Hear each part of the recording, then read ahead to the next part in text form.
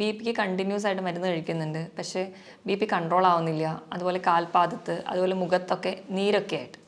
ഇതൊക്കെ ഒരു പരിധി വരെ വൃക്കകൾക്കുള്ള രോഗങ്ങൾക്കുണ്ടാവാം. ഇന്ന് നമുക്ക് എന്തൊക്കെ ലക്ഷണങ്ങളാണ് ശരീരം കാണിക്കുന്നത് വൃക്കരോഗങ്ങൾ ഉണ്ടെങ്കിൽ എന്ന വിഷയത്തെക്കുറിച്ച് സംസാരിക്കാം. അപ്പം എന്തൊക്കെ ലൈഫ് സ്റ്റൈൽ ചേഞ്ചസ് ആണ് വരുത്തേണ്ടതെന്ന് നോക്കാം. ഇതിൽ ഒന്നാമതാണ് ധാരാളം വെള്ളം കുടിക്കുക. ഒരു ഹെൽത്തി ആയിട്ടുള്ള ഒരാളാണെങ്കിൽ ദിവസം ഒരു 3 ലിറ്റർ വെള്ളം കുടിക്കുക. അതായത് ഒരു 15 ഗ്ലാസ് വെള്ളമെങ്കിലും കുടിക്കണം. ഇപ്പോൾ ഡയാലിസിസ് മെഷീൻസും ഒക്കെ ഉണ്ടെങ്കിലും അതും ഒരു കിഡ്നി ഫംഗ്ഷൻ ചെയ്യുന്ന പോലെ നമുക്ക് ഫംഗ്ഷൻ ചെയ്യാൻ പറ്റത്തില്ല.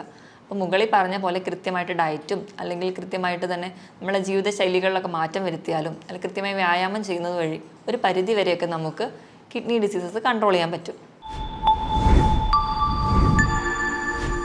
ഹായ്, ഞാൻ ഡോക്ടർ പ്രിയ, Q1 ഹെൽത്ത് കെയറിലെ ഹോമിയോപ്പതിക് ഫിസിഷ്യനാണ്. നമ്മുടെ ക്ലിനിക്കിലൊക്കെ ചില പേഷ്യൻസ് വരാറുണ്ട്. ബിപിക്ക് കണ്ടിന്യൂസ് ആയിട്ട് മരുന്ന് കഴിക്കുന്നുണ്ട്. പക്ഷേ ബിപി കൺട്രോൾ ആവുന്നില്ല. അതുപോലെ കാൽപാദത്ത്, അതുപോലെ മുഖത്തൊക്കെ നീരൊക്കെ ആയിട്ട്. ഇതൊക്കെ ഒരു പരിധി വരെ വൃക്കകൾക്കുള്ള രോഗങ്ങൾക്കുണ്ടാവാം. ഇന്ന് നമുക്ക് എന്തൊക്കെ ലക്ഷണങ്ങളാണ് ശരീരം കാണിക്കുന്നത് വൃക്കരോഗങ്ങൾ ഉണ്ടെങ്കിൽ എന്ന വിഷയത്തെക്കുറിച്ച് സംസാരിക്കാം. നമ്മുടെ ശരീരത്തിൽ ഒരു ജോഡി വൃക്കകളാണുള്ളത്. നമ്മുടെ നട്ടലിനെ 2 വശത്തായിട്ട് സ്ഥിതി ചെയ്യുന്നു. 150 ഗ്രാം ഭാരമാണ് ഇതിനുള്ളത്.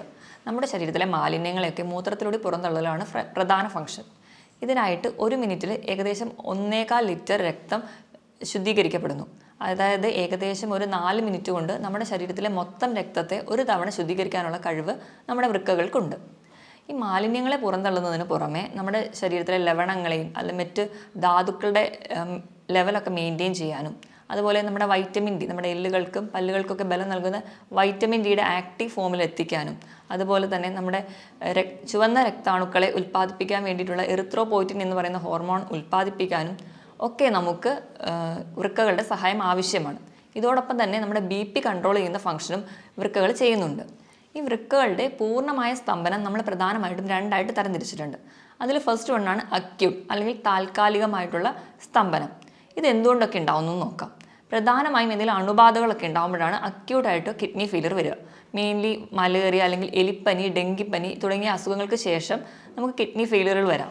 അത് ഒരു താൽക്കാലികമാണ്, പെട്ടെന്നുണ്ടാകുന്ന കുറച്ച് ദിവസങ്ങൾ കൊണ്ടുണ്ടാകുന്ന ഒരു കണ്ടീഷനാണ് അക്യൂട്ട് റീനൽ ഫെയിലിയർ. ഇത് നമുക്ക് പെട്ടെന്നുണ്ടാകുന്ന ചികിത്സകളിലൂടെയൊക്കെ നമുക്ക് കിഡ്നിയെ പഴയ ഫംഗ്ഷനിലോട്ട് തിരിച്ചെത്തിക്കാൻ പറ്റും. ഇനി നമുക്ക് രണ്ടാമതായി കാണുന്നതാണ് ക്രോണിക് റീനൽ ഫെയിലിയർ അല്ലെങ്കിൽ സ്ഥിരമായിട്ടുള്ള കിഡ്നി ഫെയിലിയറുകൾ. അതെന്തുകൊണ്ടൊക്കെ ഉണ്ടാവുന്നത് നോക്കാം. അണുബാധകൾ കൊണ്ടുവരാം, അല്ലെങ്കിൽ ജനിതകമായ മറ്റ് രോഗങ്ങൾ കൊണ്ടുവരാം, അല്ലെങ്കിൽ കണ്ടിന്യൂസ് ആയിട്ടുള്ള സ്റ്റോൺ കിഡ്നിയിൽ ഉണ്ടാവുന്നതുകൊണ്ട്, അതുപോലെ തന്നെ BP, ഷുഗർ തുടങ്ങിയ രോഗങ്ങളുള്ളവർക്കും ക്രോണിക്കായിട്ട് നിന്ന് അത് കിഡ്നി ഫെയിലിയറിലോട്ട് പോകാം. ഇത് നമ്മൾ തുടക്കത്തിലൊക്കെ അറിയുകയാണെങ്കിൽ നമുക്ക് ചികിത്സിച്ചാൽ ഒരു പരിധി വരെ കൺട്രോൾ ചെയ്യാം. അല്ലെങ്കിൽ കുറച്ചുകൂടെ ഡെവലപ്ഡ് ആയി പോവുകയാണെങ്കിൽ നമുക്ക് ഡയാലിസിസിലോടൊക്കെ പോവേണ്ടി വരുന്നുണ്ട്. ഇനി കിഡ്നിയുടെ രോഗങ്ങളൊക്കെ നമുക്ക് എങ്ങനെ തിരിച്ചറിയാമെന്ന് നോക്കാം. അതിന് പ്രധാനമായി നമ്മൾ ചെയ്യുന്നത് ഒന്നെങ്കിൽ ബ്ലഡ് ടെസ്റ്റ് അല്ലെങ്കിൽ യൂറിൻ ടെസ്റ്റാണ്. ബ്ലഡ് ടെസ്റ്റ് ചെയ്യുമ്പോൾ ആദ്യം നമ്മൾ ഹീമോഗ്ലോബിൻ ലെവൽ നോക്കുമ്പോൾ കിഡ്നി കംപ്ലയിൻ്റ് ഉള്ളവർക്ക് ഹീമോഗ്ലോബിൻ്റെ അളവ് കുറഞ്ഞിരിക്കുന്നത് കാണാം. രണ്ടാമതായിട്ട് നമ്മൾ കിഡ്നി ഫംഗ്ഷൻ ടെസ്റ്റ് ചെയ്യും. അതിൽ യൂറിയയും ക്രിയാറ്റിനുമാണ് നമുക്ക് കൂടുതൽ ഇമ്പോർട്ടൻസ് നൽകുന്നത്. യൂറിയയുടെ നോർമൽ ലെവൽ എന്ന് പറയുന്നത് 5 to 20 ആണ്. അത് കിഡ്നി പേഷ്യൻസിൽ കൂടുതലായിട്ട് നിൽക്കുന്നത് കാണാം. ക്രിയാറ്റിൻ്റെ ലെവൽ 0.6 to 1.2 ആണ്. ഒരു 1.5 മുകളിലെത്തുമ്പോൾ തൊട്ടേ നമ്മൾ കുറച്ചുകൂടി ശ്രദ്ധിക്കേണ്ടിയിരിക്കുന്നു. 2 മുകളിൽ പോവുകയാണെങ്കിൽ, 2 മുകളിൽ പോവുകയാണെങ്കിൽ സ്ഥിതി കുറച്ച് ഗുരുതരമാണ്. അപ്പോൾ കിഡ്നിക്ക് എന്തോ കംപ്ലയിൻറ്റ്സ് ഉണ്ട്, സീരിയസ് ആയിട്ടുള്ള പ്രശ്നമുണ്ട്. അതുകൊണ്ട് നമുക്ക് വേഗം ഒരു ട്രീറ്റ്മെൻറ്റിലോട്ട് പോകേണ്ട ആവശ്യമുണ്ട്. കിഡ്നി ഫെയിലിയറിന് പ്രധാനമായും 3 കാരണങ്ങളാണ് പറയപ്പെടുന്നത്. ഒന്നാമത്തേത് BP കൺട്രോൾ ചെയ്യാൻ പറ്റാതെ പോകുന്നത്. രണ്ടാമത്തേത് ഡയബറ്റിസ് കൺട്രോൾ ചെയ്യാൻ പറ്റാതെ പോകുന്നത്. മൂന്നാമത്തേത് പാരമ്പര്യമായിട്ട് എന്തെങ്കിലും കിഡ്നി രോഗങ്ങളുള്ള കുടുംബങ്ങളിലുള്ളവർക്കും ഇത് കാണുന്നുണ്ട്. ഇനി നമ്മുടെ കിഡ്നിക്ക് എന്തെങ്കിലും രോഗങ്ങളൊക്കെ ബാധിച്ചിട്ടുണ്ടെങ്കിൽ അല്ലെങ്കിൽ ക്രോണിക് കിഡ്നി ഫെയിലിയറിലോട്ടൊക്കെ പോകുമ്പോഴേക്കും നമ്മുടെ ശരീരം പല ലക്ഷണങ്ങൾ കാണിക്കും. ഇതെന്തൊക്കെയാണ് ഈ അടയാളങ്ങളെന്ന് നമുക്ക് നോക്കാം. ഇതിൽ ഒന്നാമത്തേതാണ് അമിതമായ ക്ഷീണം. അമിതമായ ക്ഷീണം എന്ന് പറയുമ്പോൾ തന്നെ തളർച്ച, അമിതമായ കിതപ്പ്, അതുപോലെ തന്നെ തലവേദന, തലകറക്കം, അതുപോലെ ഒന്നിലും കോൺസെൻട്രേറ്റ് ചെയ്യാൻ പറ്റാതെ വരുന്നൊരു കണ്ടീഷൻ. ഇതിന് പ്രധാന കാരണം നമ്മുടെ ശരീരത്തിൽ യൂറിയയുടെ അളവ് കൂടുതലായി നിൽക്കുന്നത് കൊണ്ടാണ്. ഇതോടൊപ്പം തന്നെ നമ്മുടെ രക്തത്തിൽ HBയുടെ അളവ് കുറയുന്നത് കൊണ്ട് നമുക്ക് വിളർച്ച ഉണ്ടാകുന്നതായും കാണാം. ഇനി രണ്ടാമത്തെ ലക്ഷണമാണ് ഉറക്കക്കുറവ്. നമുക്ക് നല്ല ക്ഷീണം ഉണ്ടെങ്കിലും നമുക്ക് ഒരു ഡീപ്പ് സ്ലീപ്പ് കിട്ടത്തില്ല, ഒരു മയക്കം മാത്രമേ ഉണ്ടാവുള്ളൂ. ഇപ്പോൾ ഉറങ്ങുകയാണെങ്കിൽ തന്നെ കൂർക്കം വലി ഉണ്ടാവുന്നതായി കാണാം. അതുപോലെ തന്നെ നമ്മുടെ അടുത്ത് കിടക്കുന്ന ആൾക്ക് നമ്മുടെ മൂക്കിൽ നിന്ന് വരുന്ന ശ്വാസത്തിന് ഒരു മൂത്രത്തിൻ്റെ ഗന്ധം അനുഭവപ്പെടുന്നതായി കാണാം. ഇതിന് കാരണവും നമ്മുടെ രക്തത്തിൽ യൂറിയയുടെ അളവ് കൂടുതലായി നിൽക്കുന്നത് കൊണ്ടാണ്. മൂന്നാമത് നമ്മുടെ ശരീരം കാണിക്കുന്ന ഒരു ലക്ഷണമാണ് സ്കിന്നിന് ഉണ്ടാകുന്ന ചേഞ്ചസ്. സ്കിന്നിന് പ്രത്യേകിച്ച് ഒരു കോസ് ഒന്നും ഇല്ലാതെ സ്കിന്നിന് ഭയങ്കരമായിട്ട് ചൊറിച്ചിൽ വരാം. പ്രധാനമായും നമ്മുടെ കാൽമുട്ടിന് താഴെയുള്ള ഭാഗത്താണ് ചൊറിച്ചിൽ കാണാറ്. ഇപ്പോൾ ഡയബറ്റീസും കൂടെയുള്ള കിഡ്നി പേഷ്യൻസിനാണെങ്കിൽ ഇതിൽ കാലിൻ്റെ ആ ഭാഗത്ത് കറുത്ത നിറം കൂടി കാണാം. ഇതിന് കാരണം മൂത്രത്തിലൂടെ നമ്മുടെ പോയിസണസ് ആയിട്ടുള്ള സബ്സ്റ്റൻസ് ഒന്നും പുറന്തള്ളാതെ അത് നമ്മുടെ രക്തത്തിലായി തന്നെ നിൽക്കുന്നത് കൊണ്ടാണ് ഇങ്ങനെ ചൊറിച്ചിലും അതുപോലെ ഈ കറുത്ത നിറമൊക്കെ കാണുന്നത്. നാലാമതായി ശരീരം കാണിക്കുന്ന ഒരു ലക്ഷണമാണ് ഇടയ്ക്കിടയ്ക്ക് മൂത്രം ഒഴിക്കാനുള്ള ഒരു ടെൻഡൻസി. പക്ഷേ നമുക്ക് മൂത്രം ഒഴിക്കാനൊക്കെ പോയി ഇരുന്നാലും മൂത്രം പോകത്തില്ല. ആ ഒരു ടെൻഡൻസി മാത്രമേ കാണിക്കുള്ളൂ. ഇത് കൂടുതലായും കാണുന്നത് രാത്രി സമയത്താണ്. അഞ്ചാമതായി കാണുന്ന ഒരു ഫീച്ചറാണ് മൂത്രത്തിൽ കലക്കലായിട്ട് കാണുന്നത്. അതായത് നമ്മുടെ മൂത്രത്തിൽ ബ്ലഡ് കൂടി മിക്സ് ചെയ്തിട്ട് പോകും. ചിലപ്പോൾ മൂത്രം ഒഴിക്കുന്നതിൻ്റെ തുടക്കത്തിൽ കുറച്ച് ബ്ലഡ് പോകും, അത് കഴിഞ്ഞിട്ടായിരിക്കും മൂത്രം പോകുന്നത്. അല്ലെങ്കിൽ ഒരു കലങ്ങിയ സ്റ്റേറ്റിലായിരിക്കും കാണുക. നമ്മൾ ചെളി വെള്ളത്തിൽ കുഴച്ച പോലെ ഒരു കലങ്ങിയ അവസ്ഥയിൽ ആണ് യൂറിൻ പോവാറ്. നമ്മൾ എത്ര വെള്ളം കുടിച്ചാലും ഇതൊരു കലക്കലായി തന്നെ തുടരുന്നെങ്കിൽ അതെന്തെങ്കിലും ഒരു കിഡ്നി ഡിസീസ് ഉള്ളവരിലാണ് കൂടുതലായും കാണുന്നത്. ആറാമതായി കാണുന്ന ഒരു ഫീച്ചറാണ് മൂത്രത്തിൽ പതയായിട്ട് കാണുന്നത്. അത് നമ്മുടെ മുട്ടയുടെ വെള്ളയൊക്കെ എടുത്ത് അടിച്ച് പതപ്പിച്ച് കഴിഞ്ഞാൽ നമ്മുടെ പാത്രത്തിൻ്റെ സൈഡിൽ ഇങ്ങനെ കുമിള പോലെ പറ്റി പിടിച്ചിരിക്കുന്നില്ലേ, ആ ഒരു സ്റ്റേറ്റിൽ നമ്മുടെ മൂത്രം പോകുമ്പോൾ കാണാൻ പറ്റും. അതുപോലെ കുമിളകളൊന്നും പൊട്ടാതെ പതയായിട്ട് തന്നെ നിൽക്കുന്നുണ്ടെങ്കിൽ അതും ഒരു കിഡ്നി ഡിസീസിനുള്ള ഒരു അടയാളമായിട്ട് കാണുന്നു. ഇനി ഏഴാമതായി ശരീരം കാണിക്കുന്ന ഒരു ലക്ഷണമാണ് കണ്ണിന് ചുറ്റുമുള്ള തടിപ്പ്, അല്ലെങ്കിൽ നമ്മൾ അതിനെ പഫിനെസ് എന്ന് പറയും. ഇതിന് പ്രധാന കാരണം എന്ന് വെച്ച് കഴിഞ്ഞാൽ നമ്മുടെ ശരീരത്തിന് ആവശ്യമായിട്ടുള്ള പ്രോട്ടീനുകൾ കിഡ്നി വഴി പുറന്തള്ളുകയും അതിന് പകരം പോയിസണസ് ആയിട്ടുള്ള സബ്സ്റ്റൻസ് രക്തത്തിൽ അടിയുന്നതും കൊണ്ടാണ്. നമ്മൾ കിഡ്നി വഴി നമ്മുടെ ശരീരത്തിന് ആവശ്യമുള്ള പ്രോട്ടീൻ പോകുന്നതിനോടൊപ്പം തന്നെ നമ്മുടെ മസിലുകളിലുള്ള പ്രോട്ടീനും അവ പുറന്തള്ളുന്നു. അപ്പോൾ നമ്മുടെ മസിൽസൊക്കെ കുറച്ചുകൂടെ വീക്കാവും. അതുപോലെ കിഡ്നി പേഷ്യൻസൊക്കെ ഇങ്ങനെ മെലിഞ്ഞ് വരുന്നതായിട്ട് നമുക്ക് കാണാം. ഇനി എട്ടാമതായിട്ട് ശരീരം കാണിക്കുന്ന ഒരു ഫീച്ചറാണ് കാൽപാദത്തിലൊക്കെ നീരുണ്ടാവുന്നത്.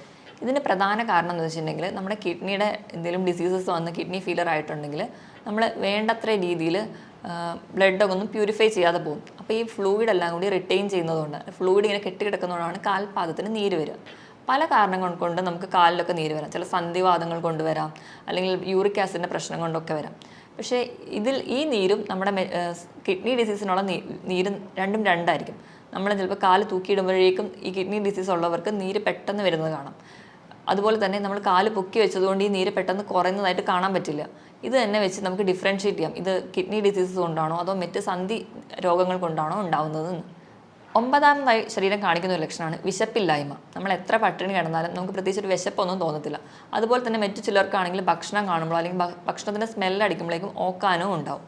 ഇതിന് കാരണവും നമുക്ക് ശരീരത്തിലെ യൂറിയയുടെ അളവ് കൂടുമ്പോൾ അത് കിഡ്നിക്ക് മുകളിൽ കരളിനെയും ബാധിക്കുന്നു. അതുവഴിയാണ് നമുക്ക് വിശപ്പില്ലായ്മ ഉണ്ടാവാനുള്ളൊരു കാരണം. ഇനി അവസാനത്തെ ലക്ഷണമാണ് മസിൽ ക്രാംസ്, അല്ലെങ്കിൽ മസിൽസിൻ്റെ കോച്ചിപ്പിടുത്തം. ഇതിന് കാരണം നമ്മുടെ കിഡ്നി വഴി കാൽസ്യത്തിന് കൂടുതലായിട്ട് പുറന്തള്ളുകയും അതുപോലെ പൊട്ടാസ്യം രക്തത്തിൽ കൂടുന്നതും കൊണ്ടാണ് നമുക്ക് കോച്ചിപ്പിടുത്തമൊക്കെ ഉണ്ടാവുന്നത്. ഈ മുകളിൽ പറഞ്ഞ 10 ലക്ഷണങ്ങളിൽ 3 മുതൽ 4 ലക്ഷണങ്ങൾ തുടർച്ചയായിട്ട് ഒരു രോഗിയിൽ തന്നെ കാണുന്നുണ്ടെങ്കിൽ നമ്മളത് ശ്രദ്ധിക്കേണ്ടതാണ്. എത്രയും പെട്ടെന്ന് ഒരു ഡോക്ടറെ കാണിക്കേണ്ടതാണ്. അപ്പോൾ തന്നെ നമ്മൾ യൂറിനും അതുപോലെ ബ്ലഡൊക്കെ ടെസ്റ്റ് ചെയ്ത് കിഡ്നി ഡിസീസ് ഇല്ല എന്ന് ഉറപ്പ് വരുത്തേണ്ടതാണ്. ഇനിയിപ്പോൾ BP അല്ലെങ്കിൽ ഷുഗറോ ഒക്കെയുള്ള രോഗികൾ, അല്ലെങ്കിൽ പാരമ്പര്യമായിട്ട് ഇങ്ങനത്തെ കിഡ്നി ഡിസീസ് ഉള്ളവരാണെങ്കിൽ ഇതിലൊരു 2 ലക്ഷണങ്ങൾ കുറച്ച് കാലമായിട്ട് നിൽക്കുന്നുണ്ടെങ്കിൽ എത്രയും പെട്ടെന്ന് ഒരു ഫിസിഷ്യനെ കാണേണ്ടതാണ്. ഇനി ഈ മുകളിൽ പറഞ്ഞ 10 ലക്ഷണങ്ങൾ ഏതെങ്കിലുമൊക്കെ നമ്മുടെ ശരീരം കാണിക്കാൻ തുടങ്ങിക്കഴിഞ്ഞാൽ നമ്മൾ കിഡ്നിക്ക് വേണ്ടത്ര ശ്രദ്ധ നൽകണം എന്നാണ് അർത്ഥം. അപ്പം എന്തൊക്കെ ലൈഫ് സ്റ്റൈൽ ചേഞ്ചസ് ആണ് വരുത്തേണ്ടതെന്ന് നോക്കാം. ഇതിൽ ഒന്നാമതാണ് ധാരാളം വെള്ളം കുടിക്കുക. ഒരു ഹെൽത്തി ആയിട്ടുള്ള ഒരാളാണെങ്കിൽ ദിവസം ഒരു 3 ലിറ്റർ വെള്ളം കുടിക്കുക. അതായത് ഒരു 15 ഗ്ലാസ് വെള്ളമെങ്കിലും കുടിക്കണം. ഇപ്പോൾ കിഡ്നി ഡിസീസസ് ഒക്കെ സ്റ്റാർട്ട് ചെയ്തു, പക്ഷേ ഡയാലിസിസിലോട്ടൊന്നും എത്തിയിട്ടില്ലാത്ത ഒരാളാണെങ്കിൽ വെള്ളം കുടിക്കുന്നതിൻ്റെ അളവും മൂത്രം ഒഴിക്കുന്നതിൻ്റെ അളവും തമ്മിൽ ഒരു അനുപാതമുണ്ട്. അവരൊഴിക്കുന്ന മൂത്രത്തിൽ നിന്നിൻ്റെ കൂടെ ഒരു 600 മില്ലി കൂടി കൂട്ടിയിട്ട് വേണം അവർ വെള്ളം കുടിക്കാൻ. ഇപ്പം 2 ലിറ്റർ ആണ് ഒരാൾ ഒഴിക്കുന്ന മൂത്രമെങ്കിൽ അവർ കുടിക്കേണ്ട വെള്ളത്തിൻ്റെ അളവ് 2600 മില്ലി ലിറ്ററാണ്. രണ്ടാമതായിട്ട് പുകവലി പൂർണ്ണമായി നിർത്തുക. അതിന് ഒന്നാമത്തെ പറയുന്ന കാരണം എന്ന് വെച്ചിട്ടുണ്ടെങ്കിൽ നമ്മൾ പുകവലി ഉള്ളവരിൽ ഓക്സിജൻ ക്യാരിയിങ് കപ്പാസിറ്റി, ഓക്സിജൻ്റെ അളവ് കുറയുന്നതായിട്ട് കാണാം. രണ്ടാമതായിട്ട് പുകവലി മൂലം ഉണ്ടാകുന്ന കെമിക്കൽസ് നമ്മുടെ രക്തക്കൊള്ളുകൾ അടിയുകയും അത് നമ്മുടെ ചെറിയ രക്തക്കൊള്ളുകൾക്ക് നാശം ഉണ്ടാക്കുകയും ചെയ്യുന്നു. ഇതുവഴി നമ്മുടെ വൃക്കകൾക്കുള്ള രക്തയോട്ടം കുറയ്ക്കുകയും ചെയ്യുന്നുണ്ട്. അതുപോലെ തന്നെ ഈ പുകവലി ഉള്ളവരിലാണ് കൂടുതലായിട്ടും ഇപ്പോൾ കിഡ്നി ക്യാൻസേഴ്സും അല്ലെങ്കിൽ മറ്റ് ഗ്രോത്തുകളും കിഡ്നിയിൽ ഉണ്ടാകുന്നത് കൂടുതലായി കാണുന്നത് പുകവലി ഉള്ളവരിലാണ്. മൂന്നാമതായിട്ട് മദ്യപാനം, അതുപോലെ തന്നെ പ്രിസർവേറ്റീവ്സ് ആഡ് ചെയ്തിട്ടുള്ള ഡ്രിങ്ക്സും സോഫ്റ്റ് ഡ്രിങ്ക്സൊക്കെ പൂർണ്ണമായി നിർത്തുക. ഈ മദ്യപാനം ഒക്കെ ഉള്ളവരിൽ ഇലക്ട്രോലൈറ്റ് ബാലൻസ്, അതായത് നമ്മുടെ ധാതുക്കളുടെയും ലവണങ്ങളുടെയൊക്കെ ബാലൻസ് പ്രോപ്പറായിട്ട് കാണില്ല. അതുപോലെ തന്നെ ശരീരത്തിന് വേണ്ട ആവശ്യമായിട്ടുള്ള വെള്ളം ഈ മദ്യപാനികളിൽ കുറവായിട്ട് കാണാം. അവർക്ക് ഡീഹൈഡ്രേഷൻ കൂടുതലായിട്ട് കാണുന്നുണ്ട്. നാലാമതായിട്ട് അമിതവണ്ണം, ഓവർ വെയിറ്റ് ഒക്കെ ഉണ്ടെങ്കിൽ അത് മാക്സിമം കൺട്രോൾ ചെയ്യാൻ ശ്രദ്ധിക്കണം. അമിതവണ്ണമുള്ളവർക്കൊക്കെ വൃക്കയിലെ മുകളിലുണ്ടാകുന്ന ഓവർലോഡ് അല്ലെങ്കിൽ പ്രഷർ കൂടുതലാണ്. അത് നമ്മുടെ വൃക്കകൾക്ക് പെട്ടെന്ന് രോഗങ്ങൾ ഉണ്ടാവാനുള്ള കാരണമാകുന്നു. അതുകൊണ്ട് തന്നെ അമിതവണ്ണം ഉള്ളവരാണെങ്കിൽ അത് കൺട്രോൾ ചെയ്യാൻ ശ്രദ്ധിക്കുക. അതിനായിട്ട് കൃത്യമായിട്ട് വ്യായാമം ചെയ്യുക. ആഴ്ചയിൽ 5 ദിവസമെങ്കിലും കഴിയുന്നൊരു 45 മിനിറ്റ് മുതൽ 1 മണിക്കൂർ വരെ ചെറിയ തോതിലുള്ള വ്യായാമങ്ങൾ, രാവിലെ എണീറ്റ് നിരപ്പായ സ്ഥലത്തൂടെ നടക്കുക, അതായത് പറ്റുന്ന രീതിയിലുള്ള എക്സസൈസുകളൊക്കെ ചെയ്യുക. ഇത് നമ്മുടെ ശരീരം കുറച്ചുകൂടി ഹെൽത്തി ആയിട്ട് നിൽക്കും. അതുപോലെ തന്നെ വണ്ണം കുറയ്ക്കാം, ബിപിയും ഷുഗറും ഒക്കെ കൺട്രോൾ ചെയ്യാൻ പറ്റും. അതുപോലെ തന്നെ എല്ലാ ഭാഗത്തേക്കുള്ള ബ്ലഡ് സപ്ലൈ പ്രോപ്പറായിട്ട് നടത്താനും വ്യായാമത്തിന് സഹായിക്കും. ഇനി 6ാമതായിട്ട് നമുക്ക് ചെയ്യാൻ പറ്റുന്നൊരു കാര്യമാണ്, നമുക്ക് BP ഉണ്ടെങ്കിൽ, അത് രക്തസമ്മർദ്ദമോ അതുപോലെ ഷുഗറൊക്കെ ഉള്ളവരാണെങ്കിൽ അത് കൺട്രോൾ ചെയ്യാൻ ശ്രദ്ധിക്കുക. നമ്മുടെ ഭക്ഷണത്തിലൂടെ കൺട്രോൾ ചെയ്യുക. അപ്പോൾ എന്തെങ്കിലും മെഡിസിൻസ് ഒക്കെ എടുക്കുകയാണെങ്കിൽ കൃത്യസമയം തന്നെ മെഡിസിൻ കഴിക്കാൻ വേണ്ടി ശ്രദ്ധിക്കുക. അതുവഴി നമുക്കൊരു പരിധി വരെ കിഡ്നി ഡിസീസിലോടൊന്നും എത്താതെ നമ്മുടെ ശരീരത്തിനെ പ്രൊട്ടക്റ്റ് ചെയ്യാൻ പറ്റും. അടുത്തതായിട്ട് ചിലരൊക്കെ ആണെങ്കിൽ നമുക്ക് ചെറിയ വേദനകളോ ഒക്കെ വരുമ്പോൾ തന്നെ ഡോക്ടറെ ഒന്നും കാണാതെ സ്വന്തമായിട്ട് മെഡിസിൻസ്, അതായത് പെയിൻ കില്ലേഴ്സൊക്കെ കഴിക്കുന്നവരിൽ കിഡ്നി ഡിസീസസ് കൂടുതലായി കാണുന്നുണ്ട്. അതുകൊണ്ട് തന്നെ നമ്മൾ മാക്സിമം സ്വന്തം ചികിത്സിക്കാതെ ഒരു ഡോക്ടറെ എപ്പോഴും കൺസൾട്ട് ചെയ്യാൻ ശ്രദ്ധിക്കുക. ഇനി ലാസ്റ്റായിട്ട് നമുക്ക് ഫുഡിൽ എന്തൊക്കെ ചേഞ്ചസ് വരുത്തണം നോക്കാം. നമ്മൾ നോർമലി ഹെൽത്തി ആയിരിക്കുമ്പോൾ കഴിക്കുന്ന ഒരു ഫുഡിൽ 4ൽ 1 ഭാഗം മാത്രമേ നമുക്കിപ്പോൾ കിഡ്നി ഡിസീസ് ഉണ്ടെങ്കിൽ കഴിക്കാൻ പാടുള്ളൂ. അതുപോലെ തന്നെ നമുക്ക് പ്രോട്ടീൻ, നോർമലി ഹെൽത്തി ആയിട്ടുള്ള ഒരാളാണെങ്കിൽ 1 കിലോ ആണ് നമ്മുടെ ബോഡി വെയിറ്റ് എങ്കിൽ അതിനനുസരിച്ച് 1 ഗ്രാം പ്രോട്ടീനാണ് കഴിക്കേണ്ടത്. അതായത് 80 കിലോ ഉള്ള ഒരാളാണെങ്കിൽ ഒരു ദിവസം 80 ഗ്രാം പ്രോട്ടീൻ കഴിക്കണമെന്നാണ് നോർമലി പറയാറ്. പക്ഷേ ഒരു കിഡ്നി പേഷ്യൻസ് ആണെങ്കിൽ 1 കിലോ ബോഡി വെയ്റ്റിന് 0.8 ഗ്രാം മാത്രമേ പ്രോട്ടീൻ കഴിക്കാവൂ. അതായത് ഒരു 70 കിലോ ഉള്ള ഒരാളാണെങ്കിൽ 40 ഗ്രാം പ്രോട്ടീൻ മാത്രമേ ഒരു ദിവസം കഴിക്കാൻ പാടുള്ളൂ. പ്രോട്ടീൻ കഴിക്കുമ്പോൾ തന്നെ നമ്മൾ റെഡ് മീറ്റ് പൂർണ്ണമായും ഒഴിവാക്കുക. റെഡ് മീറ്റ് എന്ന് പറയുമ്പം പോത്തിറച്ചി, താറാവിറച്ചി, ഇതൊക്കെ പൂർണ്ണമായും ഒഴിവാക്കുക. അതിന് പകരം വെജിറ്റബിൾ പ്രോട്ടീൻസ് കൂടുതലായി കഴിക്കുക. വെജിറ്റബിൾ പ്രോട്ടീൻസിൽ വരുന്നതാണ് പനീർ, കൂണ്, പയർ, കടല, പരിപ്പ് തുടങ്ങിയ ധാന്യങ്ങളും. രണ്ടാമതായിട്ട് നമ്മൾ കൊഴുപ്പ് കഴിക്കേണ്ട അളവാണെങ്കിൽ, കൊഴുപ്പെന്ന് പറയുമ്പോൾ നമ്മുടെ ഫാറ്റ്, അത് നമുക്ക് പല രീതിയിൽ കിട്ടും. നമുക്ക് മുട്ടയുടെ മഞ്ഞയിൽ നിന്ന് കിട്ടാം, മീൻ കഴിക്കുന്ന വഴി കിട്ടാം, നമ്മൾ ഉപയോഗിക്കുന്ന എണ്ണ, നെയ്യ്, ഇതിൽ നിന്നൊക്കെ നമുക്ക് കൊഴുപ്പ് കിട്ടും. ഒരു ദിവസം ഒരു ഹെൽത്തി ആയിട്ടുള്ള ഒരാളാണെങ്കിൽ ഒരു 50 ഗ്രാം മാത്രമേ കൊഴുപ്പ് കഴിക്കാൻ പാടുള്ളൂ. പക്ഷേ ഒരു കിഡ്നി ഡിസീസ് ഉള്ള ഒരാളാണെങ്കിൽ അതിൻ്റെ പകുതി മാത്രമേ ഒരു ദിവസം കൺസീവ് ചെയ്യാൻ പാടുള്ളൂ. ഇനി ലാസ്റ്റായിട്ട് ലവണങ്ങൾ എന്ന് പറയുമ്പോൾ സോഡിയം ഉണ്ട്, പൊട്ടാസ്യം, കാൽസ്യം, ഫോസ്ഫറസ് ഒക്കെ ഉണ്ട്. ഇതിൻ്റെ ലെവൽ എങ്ങനെ മെയിൻറ്റെയിൻ ചെയ്യാം? കൂടുതലായിട്ടും ഈ ലവണങ്ങളൊക്കെ ഉള്ളത് നമ്മുടെ പച്ചക്കറികളിലാണ്. അപ്പോൾ നമ്മൾ പച്ചക്കറികളൊക്കെ കഴിക്കുമ്പോൾ അതാദ്യം വേവിച്ച് അതിൻ്റെ വെള്ളം ഊറ്റി കളഞ്ഞിട്ട് വേണം കഴിക്കാൻ. ഈ ഒരു പ്രോസസ്സിന് നമ്മൾ ലീച്ചിങ് എന്നാണ് പറയുക. ഇപ്പോൾ ഇലക്കറികളിലാണെങ്കിൽ കോളിഫ്ലവർ, ബ്രക്കോളി, ക്യാബേജ്, ഇതൊക്കെ വൈറ്റമിൻ C നിറഞ്ഞതുമാണ്. അതുപോലെ തന്നെ നമ്മുടെ കിഡ്നി ഡിസീസൊക്കെ പ്രിവെൻറ്റ് ചെയ്യാൻ വളരെ നല്ലതാണ്. പക്ഷേ ഇതൊക്കെ കഴിക്കുന്നതിനോടൊപ്പം തന്നെ ഇത് വേവിച്ച് ഇതിൻ്റെ വെള്ളം ഊറ്റി കളഞ്ഞിട്ട് വേണം കഴിക്കാനെന്ന് ശ്രദ്ധിക്കുക. പൊതുവെ എല്ലാ രോഗങ്ങൾക്കും നമ്മൾ ഫ്രൂട്ട്സും വെജിറ്റബിൾസും ആണ് കൂടുതലായിട്ട് കഴിക്കാൻ പറയുക. ഇപ്പോൾ നമ്മൾ ഫ്രൂട്ട്സ് കഴിക്കുകയാണെങ്കിലും ഒരു പരിധിയിൽ കൂടുതൽ കഴിക്കരുത്. കാരണം ഫ്രൂട്ട്സിലൊക്കെ കൂടുതലും പൊട്ടാസ്യമാണ് അടങ്ങിയിരിക്കുന്നത്. അപ്പോൾ പൊട്ടാസ്യം കൂടുതൽ ചെന്നിട്ടുണ്ടെങ്കിൽ അത് കിഡ്നി ഡിസീസിന് കൂടുതൽ ബുദ്ധിമുട്ടുണ്ടാക്കുകയേ ഉള്ളൂ. അപ്പോൾ പൊട്ടാസ്യം കുറഞ്ഞുള്ള ഫ്രൂട്ട്സാണ് ആപ്പിള്, പൈനാപ്പിൾ, അതുപോലെ തന്നെ ബെറി. ഇതിലൊക്കെ പൊട്ടാസ്യം വളരെ കുറവാണ്. ഇതൊക്കെ കൂടുതലായിട്ടും കഴിക്കാൻ വേണ്ടി ശ്രദ്ധിക്കുക. അതുപോലെ പേരയ്ക്ക പൊട്ടാസ്യം കുറഞ്ഞൊരു ഫ്രൂട്ടാണ്. ഇനി പൊട്ടാസ്യം കുറച്ച് കൂടുതലായിട്ട് നിൽക്കുന്ന ഫ്രൂട്ട്സുകളാണ് മാതളം, അതുപോലെ ഓറഞ്ച്, ഏത്തപ്പഴം, അതുപോലെ കരിക്കിലും പൊട്ടാസ്യം കൂടുതലായിട്ട് നിൽക്കുന്നുണ്ട്. കരിക്കൊക്കെ കിഡ്നി പേഷ്യൻസ് സ്ഥിരമായിട്ട് ഉപയോഗിക്കാതിരിക്കുന്നതാണ് നല്ലത്. ഇനിയിപ്പോൾ നമ്മൾ ഏത്തപ്പഴമൊക്കെ കഴിക്കുകയാണെങ്കിൽ അത് പുഴുങ്ങി കഴിക്കുമ്പോൾ പൊട്ടാസ്യം ഒരുപാട് വെള്ളത്തിലൂടെ നഷ്ടപ്പെടുന്നുണ്ട്. അപ്പോൾ കുറച്ചും കൂടി കിഡ്നി ഡിസീസ് ഉള്ളവർ ഏത്തപ്പഴമൊക്കെ പുഴുങ്ങി കഴിക്കുന്നതാണ് കുറച്ച് കൂടുതൽ ബെറ്റർ. ഇനി ഉപ്പിൻ്റെ അളവ് പറയുകയാണെങ്കിൽ കിഡ്നി പേഷ്യൻസ് ഒക്കെ ഉണ്ടെങ്കിൽ ഒരു 4 ഗ്രാമിൽ കുറവ് ഉപ്പ് മാത്രമേ ഒരു ദിവസം ഉപയോഗിക്കാൻ പാടുള്ളൂ. ഇപ്പം നമ്മുടെ വീട്ടിലൊക്കെ ആരെങ്കിലും കിഡ്നി പേഷ്യൻസ് ഒക്കെ ഉണ്ടെങ്കിൽ നമ്മൾ ഭക്ഷണം പാചകം ചെയ്യുമ്പോൾ എപ്പോഴും ഉപ്പിടാതെ പാചകം ചെയ്യുക. എന്നിട്ട് അവർക്ക് വേണ്ടിയിട്ടുള്ള ഒരു പോർഷൻ മാറ്റി വെച്ച് അതിൽ വളരെ കുറച്ച് ഉപ്പ് മാത്രം ചേർക്കുക. എങ്കിൽ മാത്രമേ നമുക്ക് ആ ഉപ്പിൻ്റെ ലെവൽ മെയിൻറ്റെയിൻ ചെയ്യാൻ പറ്റുള്ളൂ. നമുക്കറിയാം, നമ്മൾ സയൻസും അല്ലെങ്കിൽ മെത്തേഡ്സൊക്കെ ഇത്രയും ഡെവലപ്ഡ് ആയിട്ട് നിൽക്കുന്ന ഒരു സ്റ്റേജിലാണെങ്കിൽ പോലും കിഡ്നിയെ പോലെ തന്നെ ഏറ്റവും ചെറിയ മൈന്യൂട്ടായിട്ടുള്ള മാലിന്യങ്ങൾ പോലും പുറന്തള്ളാൻ പറ്റുന്ന ഒരു മെക്കാനിസം അല്ലെങ്കിൽ ഒരു മെഷീനും ഇന്ന് വരെ കണ്ടുപിടിക്കാൻ പറ്റിയിട്ടില്ല. ഇപ്പോൾ ഡയാലിസിസ് മെഷീൻസും ഒക്കെ ഉണ്ടെങ്കിലും അതും ഒരു കിഡ്നി ഫംഗ്ഷൻ ചെയ്യുന്ന പോലെ നമുക്ക് ഫംഗ്ഷൻ ചെയ്യാൻ പറ്റത്തില്ല. അപ്പോൾ മുകളിൽ പറഞ്ഞ പോലെ കൃത്യമായിട്ട് ഡയറ്റും അല്ലെങ്കിൽ കൃത്യമായിട്ട് തന്നെ നമ്മളെ ജീവിതശൈലികളിലൊക്കെ മാറ്റം വരുത്തിയാലും അല്ലെങ്കിൽ കൃത്യമായി വ്യായാമം ചെയ്യുന്നത് വഴി ഒരു പരിധി വരെയൊക്കെ നമുക്ക് കിഡ്നി ഡിസീസസ് കൺട്രോൾ ചെയ്യാൻ പറ്റും.